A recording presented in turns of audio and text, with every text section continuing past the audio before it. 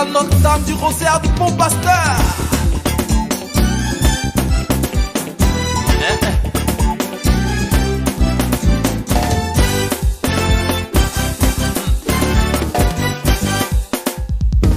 Écoutez tous, peuple de Dieu, voici qu'il vient le Seigneur nous donner la paix, ne craignez plus. Le ciel se réjouit, le monde est en fête, car le Sauveur nous apporte le salut et la vie. Venez chanter la paix.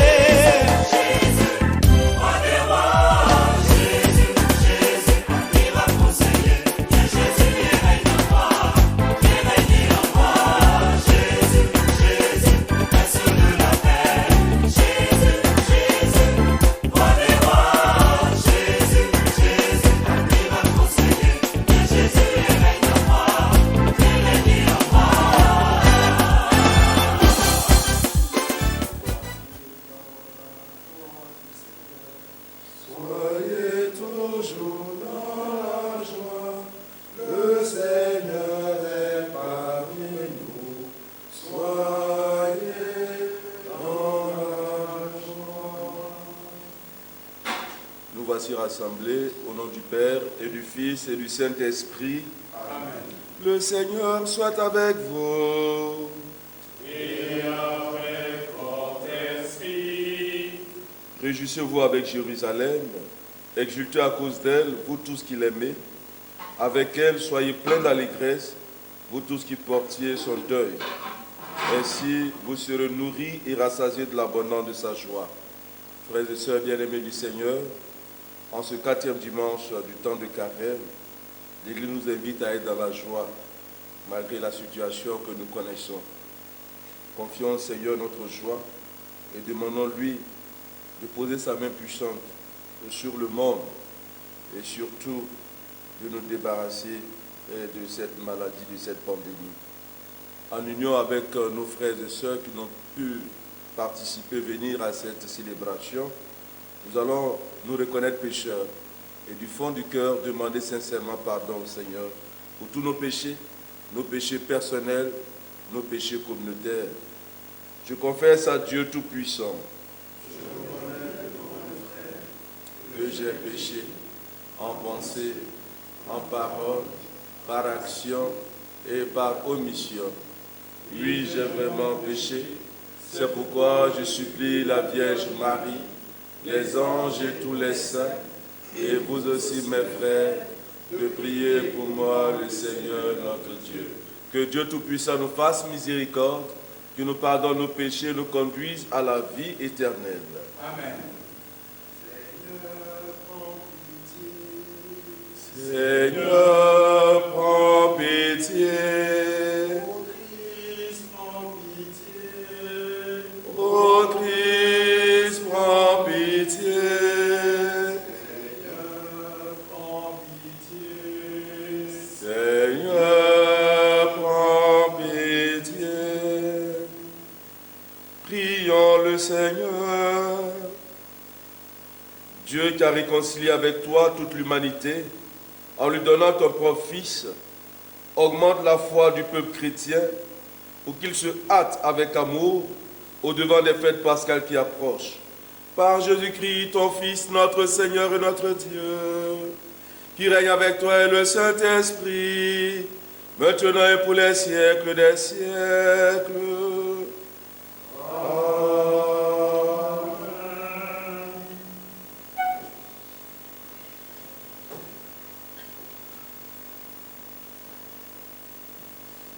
Lecture du premier livre de Samuel.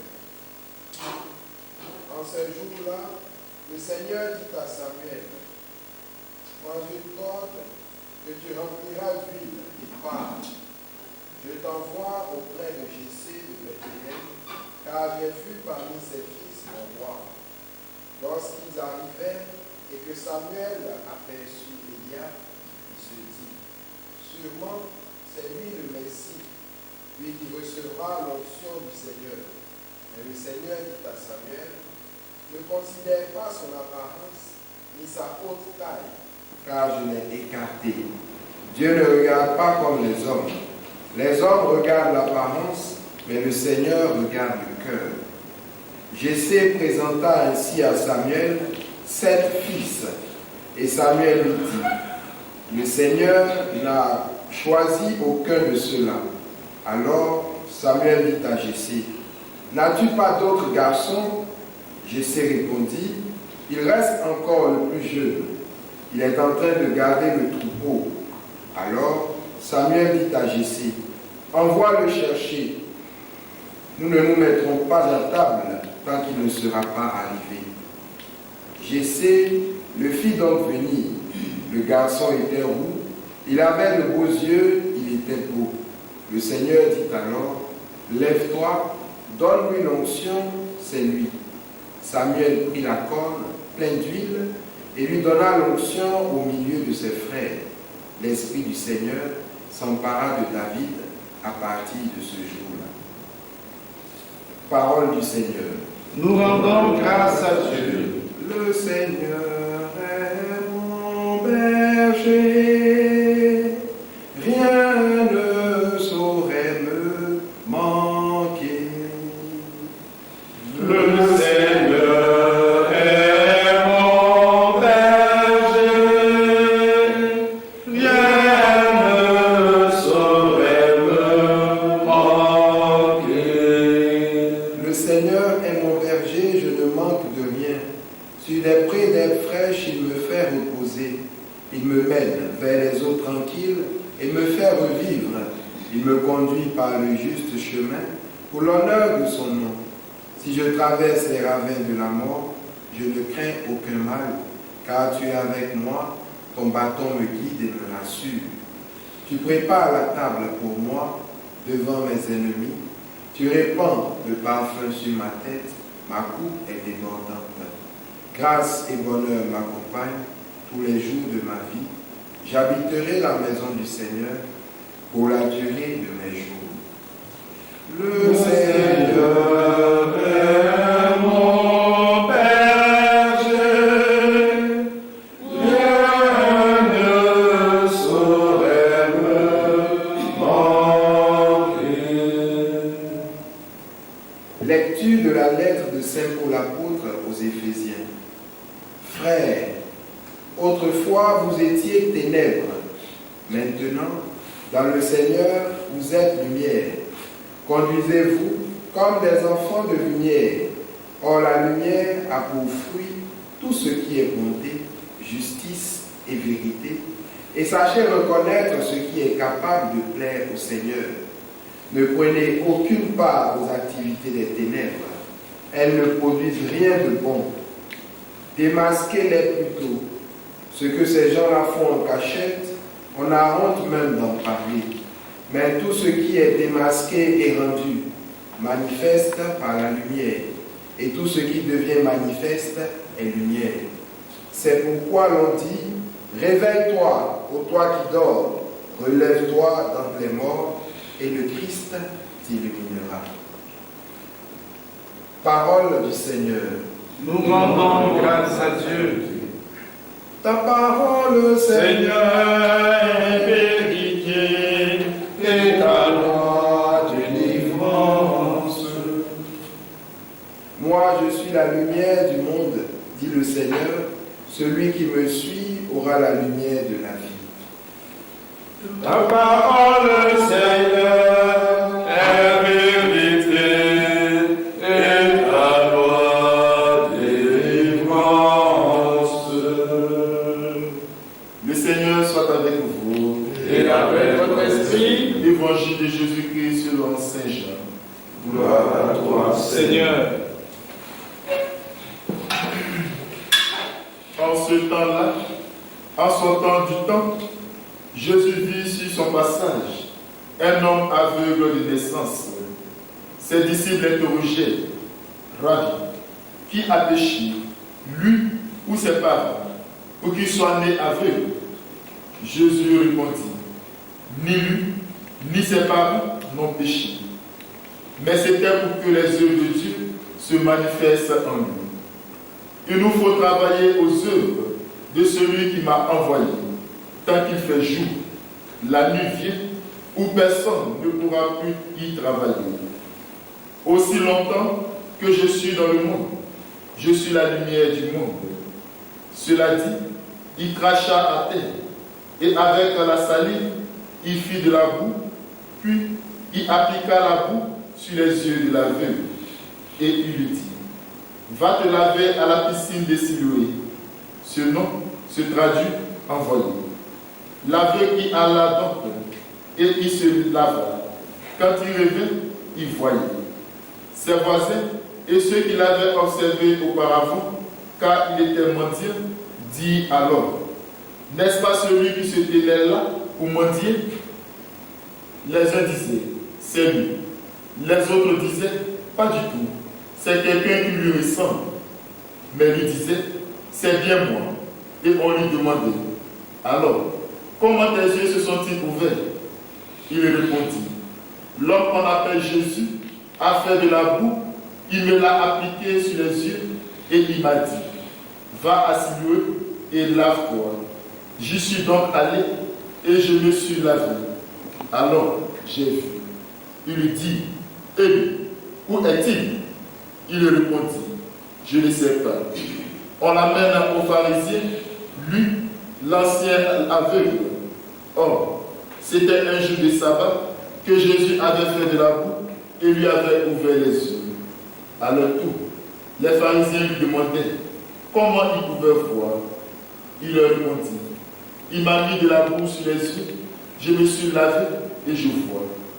Parmi les pharisiens, certains disaient, cet homme-là n'est pas de Dieu, puisqu'il n'observe pas le repos du sabbat. D'autres disaient, comment un homme pécheur peut-il accomplir des signes pareils? Ainsi donc, ils étaient divisés. Alors, il s'adresse de nouveau à l'aveugle. Et toi, que dis-tu de lui? Puisqu'il t'a ouvert les yeux, il dit, c'est un prophète. Or, les Juifs ne voulaient pas croire que cet homme avait été aveugle et que maintenant il pouvait voir. C'est pourquoi il convoquait ses parents et leur demandait, cet homme est bien votre fils et vous dites qu'il est né aveugle. Comment se fait-il qu'à présent il voit? Les parents répondirent, nous savons bien que c'est notre fils et qu'il est né aveugle. Mais comment peut-il voir maintenant? Nous ne le savons pas. Et qu'il lui a ouvert les yeux, nous ne le savons pas non plus. Interrogez-le. Il est assez grand pour s'expliquer. Ses parents parlaient ainsi parce qu'ils avaient peur des Juifs. En effet, ceux-ci s'étaient déjà mis d'accord pour exclure de leur assemblée tous ceux qui déclareraient publiquement que Jésus est le Christ. Voilà pourquoi les parents avaient dit, il est assez grand, interrogez-le. Pour la seconde fois, les pharisiens convoquèrent l'homme qui avait été aveugle et il lui dit, rends gloire à Dieu, nous savons, nous, que cet homme est un pécheur. Il répondit, est-ce un pécheur? Je n'en sais rien. Mais il y a une chose que je sais. J'étais aveugle et à présent je vois. Il lui dit alors, comment a-t-il fait pour t'ouvrir les yeux? Il leur répondit, je vous l'ai déjà dit et vous n'avez pas écouté. Pourquoi voulez-vous m'entendre encore une fois? Serait-ce que vous voulez, vous aussi, devenir ses disciples? Il se mit à l'injurier. C'est toi qui es son disciple. Nous, c'est de Moïse que nous sommes les disciples. Nous savons que Dieu a parlé à Moïse, mais celui-là, nous ne savons pas d'où il est. L'homme leur répondit, voilà bien ce qui est étonnant. Vous ne savez pas d'où il est, et pourtant, il m'a ouvert les yeux. Dieu, nous le savons, n'exauce pas les pécheurs. Mais si quelqu'un l'honore et fait sa volonté, il exauce. Jamais encore, on avait entendu dire que quelqu'un ait ouvert les yeux à un aveugle de naissance. Si lui n'était pas Dieu, il ne pourrait rien faire. Il répliquait, tu es tout entier dans le péché depuis ta naissance et tu nous fais la leçon. Il le jetait dehors. Il le retrouva et lui dit, crois-tu au Fils de l'homme? Il répondit, et qui est-il, Seigneur, pour que je croie en lui? Jésus lui dit, tu le vois, et c'est lui qui te parle. Il dit, je crois, Seigneur, et il se prosterna devant lui. Jésus dit alors, je suis venu en ce monde pour rendre un jugement, que ceux qui ne croient pas puissent voir, et que ceux qui voient deviennent aveugles. Parmi les pharisiens, ceux qui étaient avec lui entendirent ces paroles et lui dit, serions-nous aveugles nous aussi? Jésus leur répondit, si vous étiez aveugles, vous n'auriez pas de péché. Mais du moment que vous dites, nous voyons, votre péché demeure. Veuillez vous mettre debout. Acclamons la parole de Dieu. Louange à toi, Seigneur Jésus.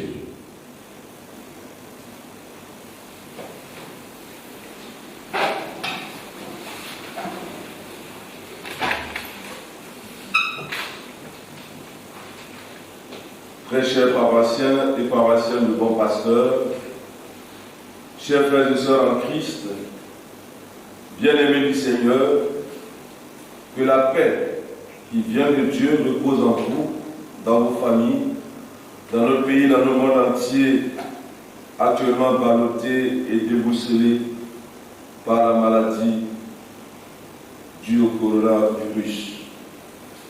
Que la lumière de Dieu éclaire et illumine vos vies, vos familles, notre pays, le monde, et chasse loin, très loin de nous, les ténèbres de la mort, afin que règne la joie, l'amour et la paix pour chacun de nous. Frères et sœurs, bien-aimés du Seigneur, ce 4e dimanche de Carême, appelé dimanche du Lédaré, dimanche de la joie, est particulier et très particulier compte tenu de cette pandémie due au coronavirus. Je sais combien vous êtes tristes, je sais combien vous souffrez depuis l'irruption de ce virus, ce vilain et méchant virus, ce virus qui met le monde entier en émoi et aux abois avec son cortège de morts, ce virus qui a décidé d'imposer à notre monde un arrêt obligatoire. Oui, tout est à l'arrêt, ou tout au moins au ralenti. Dans la tentative de son éradication, dans cette course contre la montre à nous imposer par cette pandémie, chaque pays a pris des mesures d'urgence et exigeantes. C'est ainsi qu'ici en Côte d'Ivoire, en haute mesure, il nous est demandé d'éviter tout rassemblement de plus de 50 personnes. Pour ne pas ramer à compte courant, notre Père archevêque, par le truchement de son vicaire général, a demandé la suspension de toute activité pastorale, y compris les célébrations eucharistiques, l'Eucharistie qui est la source et le sommet de toute vie chrétienne. Et cela pour 2 semaines, à compter depuis le 19 mars dernier. Dès lors, je comprends, je partage et je m'unis à votre tristesse, à votre souffrance de ne pas pouvoir participer physiquement aux messes et surtout de ne pas pouvoir communier au corps du Christ. Votre tristesse et votre souffrance sont certes légitimes, mais devant l'urgence sanitaire, que pouvons-nous faire? Que devons-nous faire? Je nous invite à nous souvenir de la parole de Jésus à la Samaritaine dans l'évangile du dimanche dernier. L'heure vient, dit Jésus, et c'est maintenant où les vrais adorateurs adoreront le Père en esprit et vérité. Tels sont les adorateurs que cherche le Père. Frères et sœurs, bien-aimés du Seigneur, fort de cette parole de Jésus, laissons la joie de ce dimanche nous envahir et remplacer notre tristesse et notre souffrance, car Dieu est avec nous et pour nous en tout temps et en toutes circonstances. Oui, dans cette grisaille mortifère, notre mère, l'Église, nous invite à la joie, car notre rédemption est proche. Nous sommes à mi-chemin, nous sommes à mi-parcours de notre montée vers Pâques. Nous devons nous réjouir, car très bientôt, la vie jaillira du tombeau. Très bientôt, la lumière brillera sur tout l'univers. Les textes soumis à notre méditation en ce 4e dimanche de Carême, nous parle de lumière. Le rôle de la lumière, c'est d'éclairer. Le rôle de la lumière, c'est de dissiper l'obscurité et chasser les ténèbres. Aujourd'hui, frères et sœurs bien-aimés du Seigneur, nous sommes invités à accueillir la lumière qui vient de Dieu afin d'aller au-delà des apparences, afin de vivre en enfant de lumière et de témoigner de cette lumière. En effet, la première lecture nous invite à ajuster notre regard sur les personnes et les événements au regard de Dieu, car Dieu ne regarde pas comme les hommes. Les hommes regardent les apparences. Quant à Dieu, il regarde le cœur. Il scrute les cœurs et les reins. Ainsi, il voit la grandeur de celui qui est petit, faible et méprisé. Lorsque le prophète Samuel se rend chez Jessé pour oindre le nouveau roi d'Israël, personne, pas même lui le prophète de Dieu, n'a pensé que le choix de Dieu est David. Les choix de Dieu sont des fois déroutants et déstabilisants. C'est pourquoi Paul dit que ce qui est faible dans le monde, Dieu l'a choisi pour confondre ce qui est fort. Le prophète Samuel lui-même en a fait l'expérience. Il a été choisi par Dieu pour être prophète alors qu'il était encore jeune et inexpérimenté. Ce fut aussi le cas de Jérémie, de Timothée, le collaborateur de Paul, qui était lui de santé fragile. Un constat s'impose donc à nous aujourd'hui. Le choix de Dieu ne s'explique pas en vue humaine. Ses pensées ne sont pas nos pensées et ses chemins ne sont pas nos chemins. Pour regarder, pour comprendre et agir comme lui, il nous faut l'accueillir, lui, la vraie lumière. C'est cette lumière que le baptisé reçoit le jour de son baptême. Saint Paul le dit si bien dans la deuxième lecture, dans sa lettre aux Éphésiens. Autrefois, vous étiez ténèbres. Maintenant, dans le Seigneur, vous êtes lumière. Par le baptême, donc, nous sommes devenus des êtres de lumière. Une lumière qui doit se répandre dans le monde. Voyant clair, nous devons déceler les vraies valeurs, celles qui répondent au désir de Dieu. Nous devons aussi être capables de démasquer et de dénoncer le mensonge du monde. Ayant reçu la lumière, étant devenu lumière, le chrétien que nous sommes devra désormais se comporter et vivre en enfant de lumière. Et vivre en enfant de lumière, c'est être bon et charitable. Vivre en enfant de lumière, c'est être juste. Vivre en enfant de lumière, c'est dire la vérité. Il ne s'agit plus de dire Seigneur, Seigneur, mais il s'agit surtout de faire la volonté de Dieu le Père. Que ta lumière brille pour tes frères et sœurs, qu'elle soit sur le lampadaire et non sur le boisseau. Dans l'évangile du jour, Jésus guérit un aveugle de naissance. Ayant retrouvé la vue, l'aveugle d'hier rend témoignage à la lumière véritable qu'est Jésus. Contre vents et marées, malgré les persécutions des responsables religieux de son temps, les pharisiens, malgré les humiliations et les railleries de ses voisins, malgré l'abandon même de ses parents, il a proclamé ouvertement sa foi. Il a porté haut la lumière et cela lui a valu d'être exclu de la synagogue. Frères et sœurs, bien-aimés du Seigneur, nous avons été baptisés, illuminés par le Christ, oints d'une huile d'allégresse, consacrée pour le royaume. Pourquoi donc rester dans nos ornières, baissant nos fronts, comme si nous étions encore des aveugles de nez? C'est le moment du témoignage. N'ayons pas honte de prendre parti et de témoigner de notre foi en Jésus-Christ, en tout temps et en tout lieu. N'ayons pas peur de brandir, d'afficher haut et notre foi en Jésus-Christ, mort et ressuscité.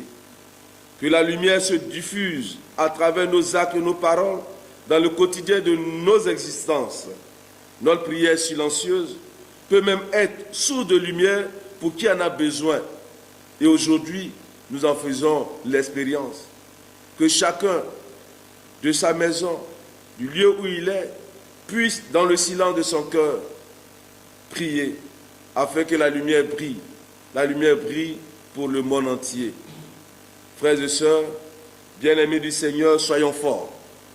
Dieu nous aime. Il est avec nous. Que sa lumière brille et qu'il tende sa main puissante sur notre monde afin de nous débarrasser de cette pandémie. Par ailleurs, que dans son amour infini, il accueille auprès de lui toutes les victimes de cette pandémie.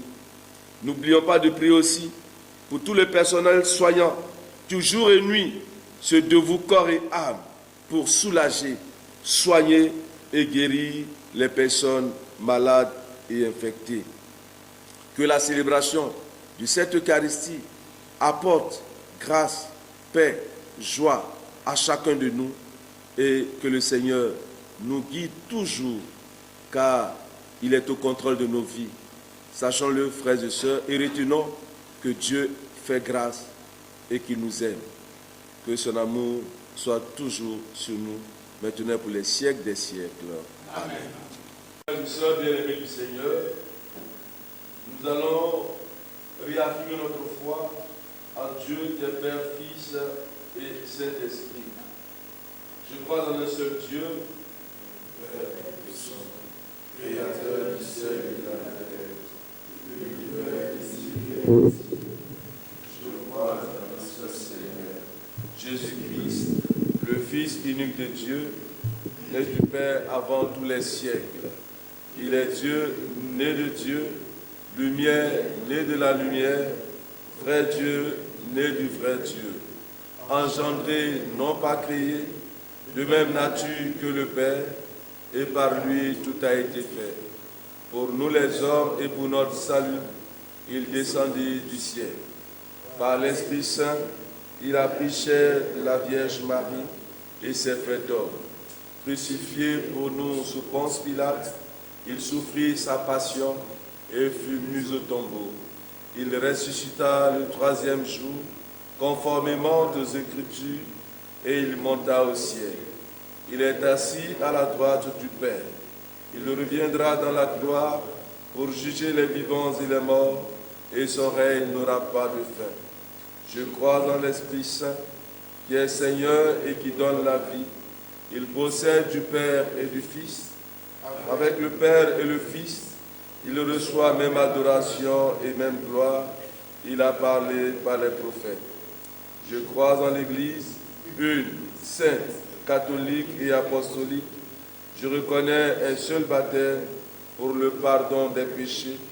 J'attends la résurrection des morts et la vie du monde à venir. Amen. Frères et sœurs bien-aimés du Seigneur, à l'approche des solennalités pascales, prions le Seigneur de façon plus pressante afin que l'univers entier bénéficie davantage des richesses du mystère du salut.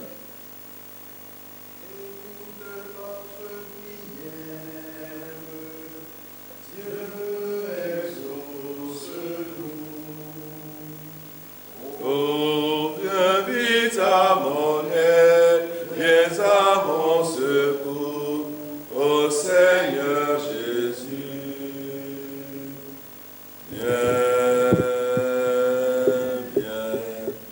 Viens me sauver, viens me sauver. Pour l'Église et ses pasteurs, afin qu'ils offrent toujours le saint sacrifice eucharistique, malgré ce temps d'épreuve pour la sanctification du peuple, Seigneur, nous t'en prions. Seigneur, exauce-nous. Pour tous les gouvernants, spécialement pour tous les agents de la santé, qu'ils trouvent des mesures idoines pour freiner cette pandémie qui fait ravage dans le monde. Seigneur, nous t'en prions. Seigneur, exauce-nous.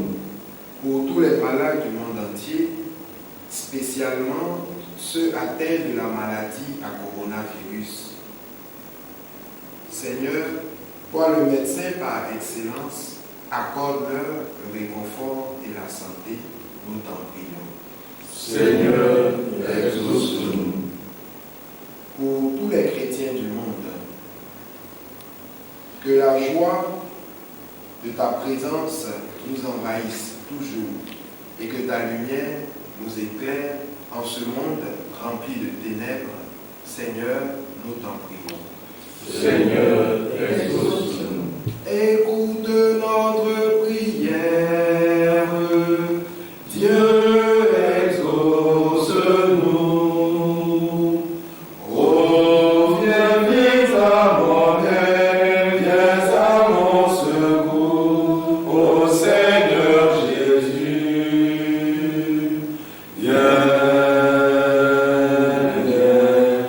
Viens me sauver.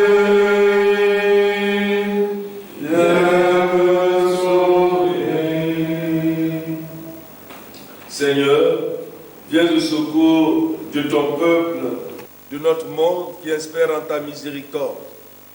Que ta puissance le soutienne en cette vie et le conduise aux joies de l'éternité par Jésus le Christ, notre Seigneur.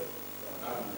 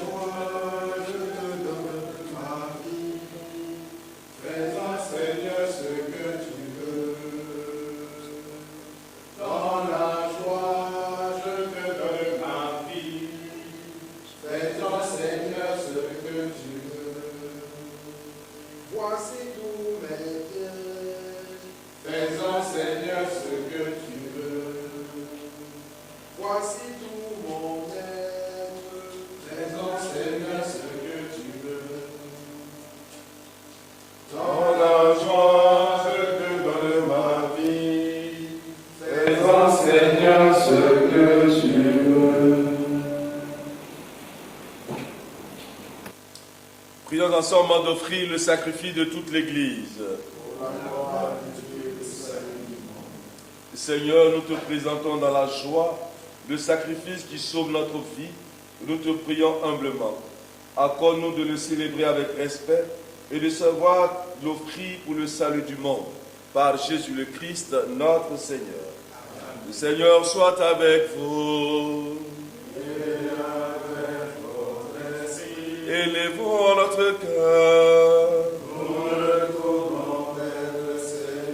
Rendons grâce au Seigneur notre Dieu. Cela est juste et bon. Vraiment, il est juste et bon de te rendre gloire, de t'offrir notre action de grâce toujours et en tout lieu. À toi, Père très saint, Dieu éternel et tout-puissant par le Christ notre Seigneur. En prenant la condition humaine, il a guidé vers la lumière de la foi l'humanité qui s'en allait dans les ténèbres. Et par le bain qui fait renaître, il a donné aux hommes nés dans le péché de devenir vraiment fils de Dieu. Voilà pourquoi le ciel et la terre t'adorent. Ils te chantent leur hymne toujours nouvelle, et nous-mêmes, unissant notre voix à celle des anges, nous t'acclamons en chantant. Saint, Saint, Saint. Le Seigneur, Dieu de l'univers, le ciel et la terre sont remplis de ta gloire. Hosanna, Hosanna, au plus haut des cieux. Béni soit celui qui vient au nom du Seigneur.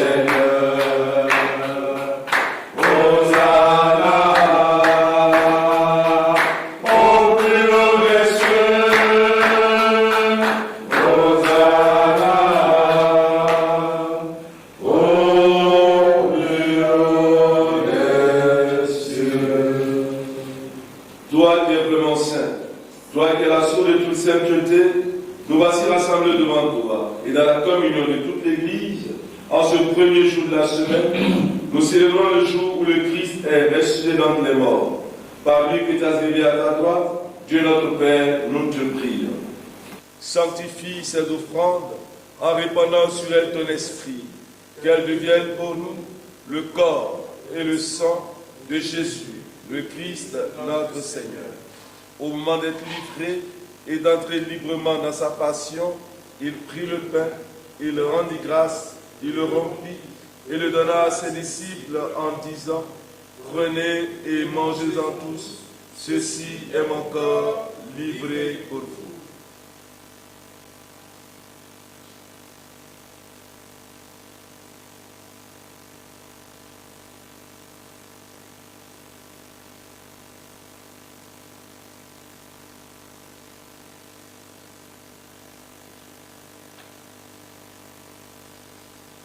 De même, à la fin du repas, il prit la coupe, de nouveau il rendit grâce et la donna à ses disciples en disant, « Prenez et buvez-en tous, car ceci est la coupe de mon sang, le sang de l'alliance nouvelle et éternelle, qui sera versé pour vous et pour la multitude en rémission des péchés. Vous ferez cela en mémoire de moi. »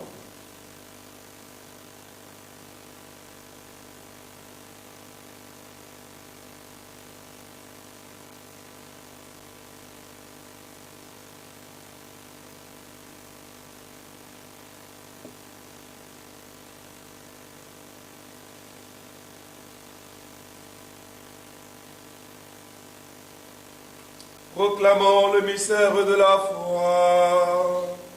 Gloire à toi, qui étais mort. Gloire à toi, qui est vivant. Notre Sauveur et notre Dieu. Bien, Seigneur Jésus. Faisons ici mémoire de la mort et de la résurrection de ton Fils. Nous t'offrons, Seigneur, le pain de la vie et la coupe du salut, et nous te rendons grâce car tu nous as choisis pour servir en ta présence. Humblement, nous te demandons qu'en ayant part au corps et au sang du Christ, nous soyons rassemblés par l'Esprit Saint en un seul corps. Souviens-toi, Seigneur, de ton Église répandue à travers le monde. Fais-la grandir dans ta charité avec le pape François, notre évêque Jean-Pierre et tous ceux qui ont la charge de ton peuple. Souviens-toi aussi de nos frères, ceux qui ont dormi dans l'espérance de la résurrection. Et de tous les hommes qui ont quitté cette vie, reçois-les dans ta lumière auprès de toi. Sur tous ceux et celles qui ont demandé cette messe, sur tous ceux et celles qui rendent grâce au Seigneur en ce jour, qui demandent aide, assistance et protection, qui demandent guérison au Seigneur, et sur tous ces malades atteints du virus COVID-19, et sur tout le personnel soignant, nous implorons ta bonté, Seigneur. Permets qu'avec la Vierge Marie, la bienheureuse Mère de Dieu, avec Saint Joseph, son très chaste époux, les apôtres et les saints de tous les temps qui ont vécu dans ton amitié, nous ayons part à la vie éternelle et que nous chantions ta louange par Jésus-Christ, ton Fils bien-aimé.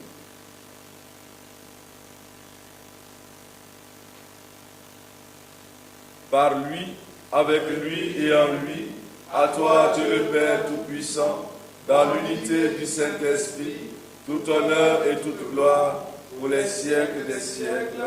Amen. Frères et sœurs, bien-aimés du Seigneur, unis dans le même esprit, nous pouvons dire avec confiance, avec foi, cette belle prière que nous avons reçue du Sauveur. Notre Père, qui es aux cieux, que ton nom soit sanctifié, que ton règne vienne, que ta volonté soit faite sur la terre comme au ciel. Donne-nous aujourd'hui notre pain de ce jour. Pardonne-nous nos offenses, comme nous pardonnons aussi à ceux qui nous ont offensés. Et ne nous laisse pas entrer en tentation, mais délivre-nous du mal. Délivre-nous de tout mal, Seigneur, et donne la paix à notre temps. Délivre-nous de cette pandémie. Par ta miséricorde, libère-nous du péché. Rassure-nous devant les épreuves. En cette vie, où nous aspirons le bonheur que tu promets et l'avènement de Jésus-Christ, notre Sauveur. Le règne, la puissance et la gloire pour les siècles des siècles. Et Seigneur Jésus-Christ, tu as dit à tes apôtres, je vous laisse la paix, je vous donne ma paix. Ne regarde pas nos péchés, mais la foi de ton Église.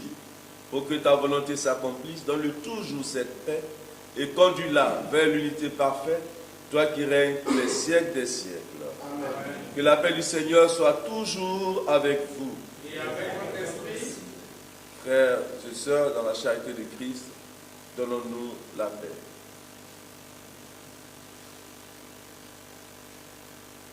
Agneau de Dieu, qui enlève le péché du monde, en pitié de nous. Agneau de Dieu, qui enlève le péché du monde, en pitié de nous. Agneau de Dieu, qui enlève le péché du monde, donne-nous la paix.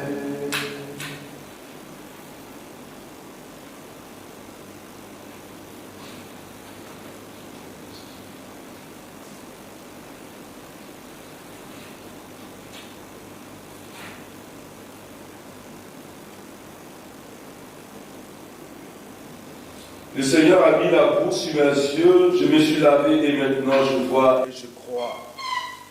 Heureux sommes-nous d'être invités au repas du Seigneur. Voici Jésus-Christ, la lumière du monde, l'agneau de Dieu qui enlève le péché du monde. Seigneur, je ne suis pas digne de te recevoir, mais dis seulement une parole de ce réveil.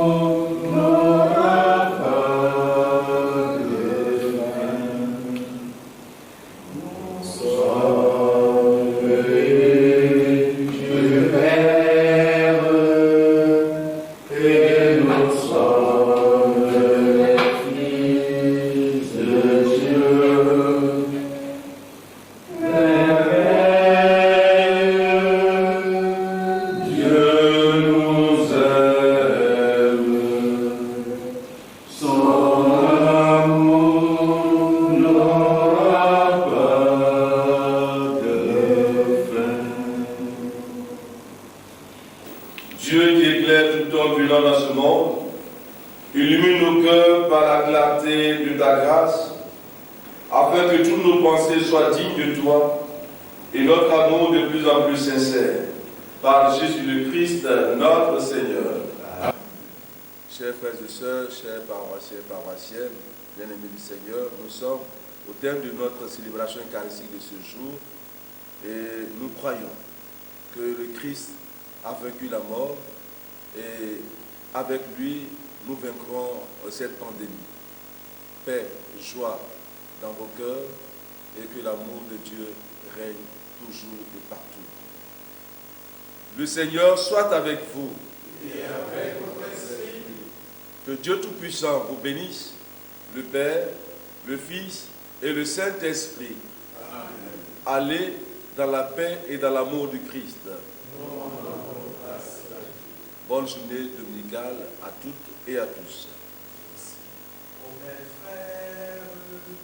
Vive dans l'amour de Dieu en toutes choses soyez. Amen. Éloignez-vous de la débauche et de l'impureté. Éloignez-vous de la débauche et de l'impureté. Laissez-vous vivre dans la bonté, la justice et la vie.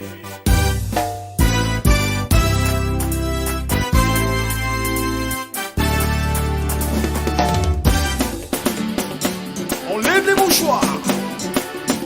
La chorale Notre-Dame du Rosaire du Bon Pasteur.